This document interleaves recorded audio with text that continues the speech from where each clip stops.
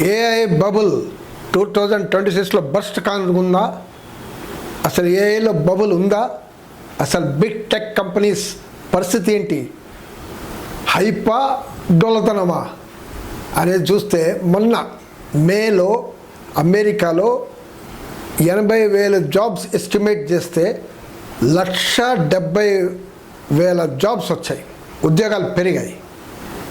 ఇది stock market పెరగాలి, ఎందుకంటే మంచి గ్రోత్ వచ్చిందని, ఎకనామీ బాగుంది, రొబస్ట్గా ఉందనేది సూచన అని అనుకుంటాం మనం. కానీ అదే రోజు స్టాక్ మార్కెట్ క్రాష్ అయింది, చాలా క్రాష్ అయింది. చాలా విచిత్రం. Nasdaq 2.6% drop, bitcoin 5.3% crash, S&P 1.655% crash. ఇలా చెప్తూ పోతే చాలా క్రాష్ అయినాయి. ఎంత తుడుచుకుని పోయిందంటే $3 ట్రిలియన్ వైపౌట్ అయిపోయింది స్టాక్ మార్కెట్ నుంచి. ట్రంప్ మొత్తుకుంటున్నాడు, ఇదేంటి బాబు, మా ఉద్యోగాలు పెరిగాయి, ఇక్కడ యుద్ధం జరుగుతుంది, మా దేశం బాగుంది కదా, స్టాక్ మార్కెట్ పెరగాలి కదా, ఎందుకు ఇట్లా క్రాష్ అవుతుంది అనేది లబోదిబో కొట్టుకుంటున్నాడు. ఎక్కడెక్కడ పోయిందని విచిత్రంగా చూస్తే ఈ స్టాక్ మార్కెట్ ఎక్కడ డౌన్ అయిందంటే Nvidia 6%, Intel 11%, AMD 11%, micron 13%.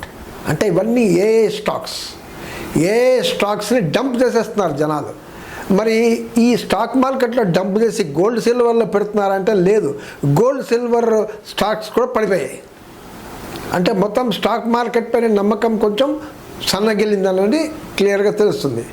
So ఈ బబుల్ బర్స్ట్ అయ్యే అవకాశాలు ఉందా అంటే అసలు బబుల్ ఏంటి, ఏ బబుల్ ఏంటి, ఎందుకు వచ్చిందని మనం తెలుసుకోవాలి. ఫస్ట్, ఆర్టిఫిషియల్ ఇంటెలిజెన్స్ కంపెనీలు ఎందుకు డౌన్ అవుతున్నాయి సడన్గా? Big tech. ఈరోజు ఆర్టిఫిషియల్ ఇంటెలిజెన్స్ పెద్ద వాల్యూ ఉంది కదా, ఇంపార్టెన్స్ ఉంది కదా. మనం చూస్తున్నాం ఐటీ సెక్టార్ డౌన్ అవుతుంది, ఏ పెరిగిపోతుంది అని మనం ఇంత వింటున్నాం కదా. మళ్ళీ హైప్లో పెరగాలి కదా, ఎందుకు డౌన్ అవుతుంది అంటే ఇవి ఎక్కువ వాల్యుయేషన్ అవుతుంది అనేది తెలుస్తుంది. ఓవర్ వాల్యుయేషన్, దాని ఒరిజినల్ వాల్యూ కన్నా 20-30% హయ్యర్ వాల్యుయేషన్. అంటే దాని రేటు $100 అనుకో షేర్, అదే $130 అనేది పెట్టేస్తున్నారు. అంటే హైప్ క్రియేట్ చేసి ఆ రకంగా పెంచేసి ఆ రకంగా డబ్బులు సంపాదిస్తున్నారు. ఇదిగో ప్రాఫిట్ అని చూపించేస్తున్నారు. ఇదిగో ఈ హైప్ వల్ల ఇంకా చాలామంది ఇన్వెస్టర్స్లు ఈ ఏ కంపెనీస్లో, బిగ్ టెక్ కంపెనీస్లో వేస్తుంటారు అనమాట. ఏ పెద్ద పెద్ద కంపెనీలు ఉన్నాయంటే Nvidia, Microsoft, alphabet, open AI and Tesla, ఇలాంటి కంపెనీస్ మనం చూస్తున్నాం. ఈ బిగ్ టెక్ కంపెనీస్ అంటారు వీటిని.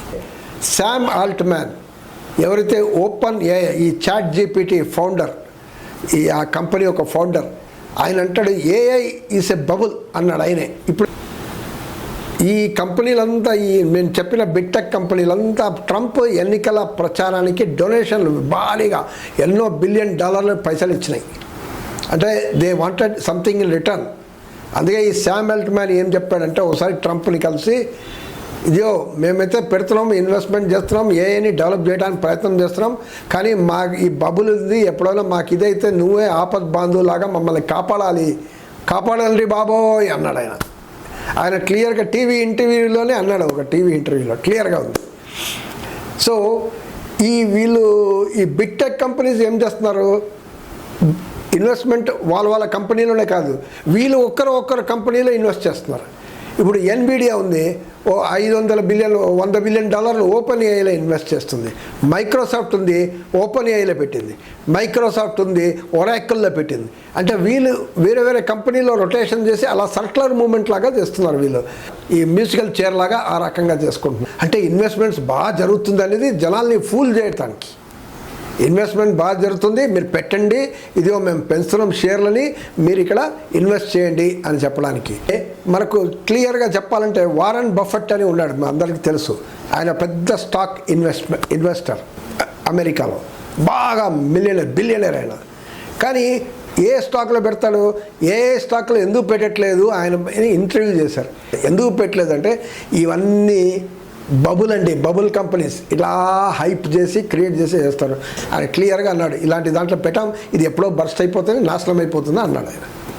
ఇంకోటి మైకల్ బర్రీ, బిగ్ షార్ట్ ఇన్వెస్టర్ అంటారు ఆయన్ని. అమెరికాలో ఫేమస్ 2008 సబ్ ప్రైమ్ క్రైసిస్ రాబోతుంది అని ప్రిడిక్ట్ చేశాడు అప్పుడే ముందే. అది వచ్చింది క్రైసిస్, ప్రపంచ క్రైసిస్. అదే రకంగా ఇప్పుడు కూడా ఏ బబుల్ ఇది కూడా బర్స్ట్ అయిపోతుంది, ఇది కూడా ఎన్నాళ్ళు ఉండవు అనేది క్లియర్గా చెప్పాడు ఆయన. సో ఇంకో రే డిలియో అని ఉన్నాడు, ఇంకో ఇన్వెస్టర్. ఆయన ఏమంటాడు, ఏ రియల్ అండి, ఆర్టిఫిషియల్ ఇంటెలిజెన్స్ని నేను బ్లేమ్ చేయట్లేదు, అది రియలే, అది రియల్గా ఇట్ ఈస్ వర్కింగ్. మనం కూడా చూస్తున్నాం వర్కింగ్. ChatGPT, DeepSeek ఇలా చాలా చూస్తున్నాం, పనిచేస్తుంది. కానీ ఇది హై వాల్యూ చేసి రిటర్న్స్ రాకుండా ప్రాఫిట్స్ రావు, మరి ఇన్వెస్ట్మెంట్ మాత్రం బాగా పెడతారు, ప్రాఫిట్స్ రావు, అది ఎప్పుడో ఒకసారి పోతాయి అనేది ఆయన క్లియర్గా చెప్పాడు. ఇంకోటి ఏమంటే ఏ స్టాక్ 10 years ఉంటుంది, అంటే లాభాలు రావాలంటే 10 years. కానీ ఇన్వెస్టర్స్ 10 years వరకు ఉంటారా? లేదు, వెంటనే డబ్బులు రావాలి కదా. ఈరోజు మన ఫైనాన్షియల్ క్యాపిటల్ ఈ గ్లోబలైజేషన్లో గేమ్ ఏంటి, నాకు ఇప్పుడు పెడితే క్విక్ మనీ కావాలి, ఈజీ మనీ కావాలి. నేను 10 సంవత్సరాలు ఆగమంటే నేను ఆగలేను. కాబట్టి ఏం చేస్తారు, ఇలా డబ్బు చేస్తారు స్టాక్ని. అబ్బో ఇదేదో వచ్చేటట్లేదు లాభాలు, ఈ నివిడియా రావట్లేదు, సో ఈ మైక్రోసాఫ్ట్, ఓపెన్ ఏఐ రావట్లేదు, నేను తీసుకొని వేరే ఎక్కడో పెడతాను, అంటే తీసేస్తాను, డబ్బులు అయితే తీసేస్తాను. మన ఇండియాలో RBI లాగా అక్కడ అమెరికాలో ఫెడ్ అంటారు, ఫెడరల్ రిజర్వ్. సో వీళ్ళు డిసైడ్ చేస్తారు ఎంత బారోయింగ్ రేట్ ఎంత ఉండాలి ఏంటి అనేది. ఈ RBI లాగా వాళ్ళు డిసైడ్ చేస్తారు. వాళ్ళు ఇప్పుడు పెంచబోతున్నారు. ఇప్పుడు 3.5 ఉంది, 3.5, 3.75, 4 పెంచబోతున్నారు. ఎందుకంటే ఇన్ఫ్లేషన్ బాగా ఉంది. ఇన్ఫ్లేషన్ని కంట్రోల్ చేయాలంటే డబ్బులు సర్క్యులేషన్ని తగ్గించాలి. డబ్బులు సర్క్యులేషన్ తగ్గించాలంటే ఈ రేటు పెంచాలి. రేటు పెంచితే అప్పులు తీసుకోవడం ఇవన్నీ తగ్గిపోతుంది. సో ఇవి చేయబోతున్నారని పెద్ద ఇది ఉంది. సో ఇది కూడా పెద్ద ఈ ఇన్వెస్టర్స్లో అల్లకల్లోలం సృష్టిస్తుంది. అబ్బో ఇది పెరగబోతుంది అంటే బారోయింగ్ కాస్ట్ పెరుగుతుంది. ఒకసారి కంపెనీ బారోయింగ్ కాస్ట్ పెరిగితే లాభాలు తగ్గుతుంది, ప్రాఫిటబిలిటీ తగ్గుతుంది. సో మనం స్టాక్ మార్కెట్లో డబ్బులు పెడితే కష్టం అనేది ఆ రకంగా కూడా తీస్తారు. అంటే ఇది ఒక కారణం ఉంటుంది. మొత్తానికి ఏ బబుల్ ఇప్పుడు క్రాష్ అవుతుంది, బర్స్ట్ అయ్యే సూచనలు కనపడుతున్నాయి. బర్స్ట్ అయింది కొంచెం, ఇది ఇంకా ఎక్కువ బర్స్ట్ అవుతుందా? ఎక్కువ బర్స్ట్ అయితే మొత్తం ప్రపంచ స్టాక్ మార్కెట్లు, ప్రపంచ ఫైనాన్స్ మార్కెట్లు దివాలా తీయబోతుందా?